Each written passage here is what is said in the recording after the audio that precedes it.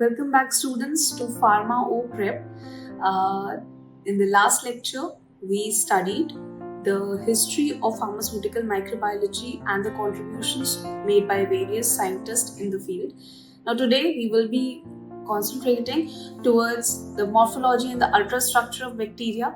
Now, we know that bacteria is a prokaryotic cell, and by saying that we mean मतलब ये हुआ कि इसके पास न्यूक्लियस नहीं है, माइटोकॉन्ड्रिया नहीं है, ER मतलब एंडोप्लाज्मिक रेटिकुलम नहीं है, गोल्गी कॉम्प्लेक्स नहीं है. So we will be starting from outer to inwards. सबसे पहले इसमें आता है सेल वॉल.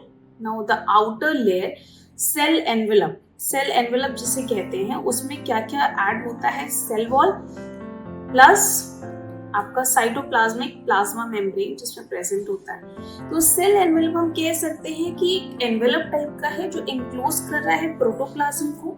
और प्रोटोप्लाज्म में क्या आया? साइटोप्लाज्म और साइटोप्लाज्मिक इंक्लूजन्स जैसे कि राइबोसोम्स, मीजोसोम्स, ग्रैन्यूल्स, वैक्यूल्स और न्यूक्लियर बॉडी.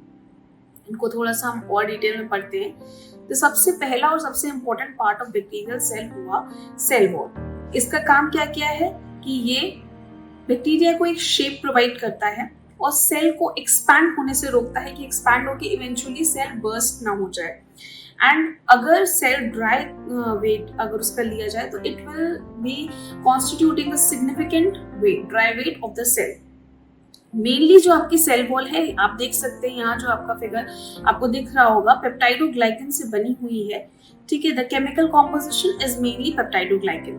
नाउ इसको म्यूकोपेप्टाइड, म्यूरिन, ये जो बना होता है ये बना होता है नैम और नैग से. ठीक है, alternate chains of NAM and NAG. इसमें नैम मतलब कि एन एसिटाइल यूरोमिक एसिड और नैग मतलब एन एसिटाइल ग्लूकोसामिन. ये आपको दिख रहा है इसमें.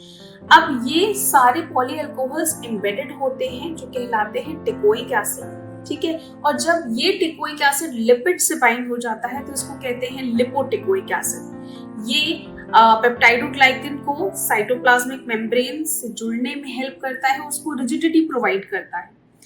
एंड आउटर मेम्ब्रेन के बेस पे हम बैक्टीरिया को क्लासिफाई भी कर सकते हैं. आउटर मेम्ब्रेन कैसा है, सेल वॉल कैसी है, पेप्टाइडोग्लाइकन लेयर कितनी थिक है, कितनी थिन है, इस बेस पे हम सेल को डिवाइड कर सकते हैं in two parts, gram positive and gram negative.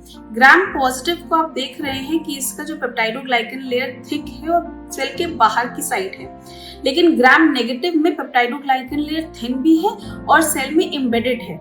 इस वजह से जब हम इसमें डाई डालते हैं तो gram positive because of its thick peptidoglycan layer and also because it's outside it retains the dye. So the kind of bacteria which retains the dye gives a positive test. It's called gram positive.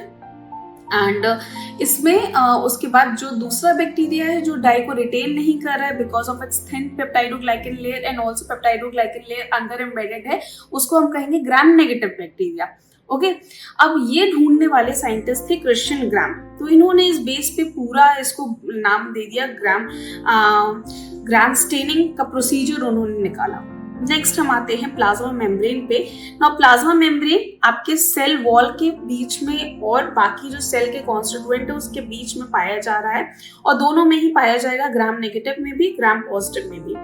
ये cell को separate कर रहा है, cytoplasm को separate. It acts as a SPM, या हम कह सकते हैं एक सेमी परमेबल मेम्ब्रेन की तरह ये एक्ट कर रहा है जो मेटाबोलाइट्स को अंदर आने से रोक रहा है.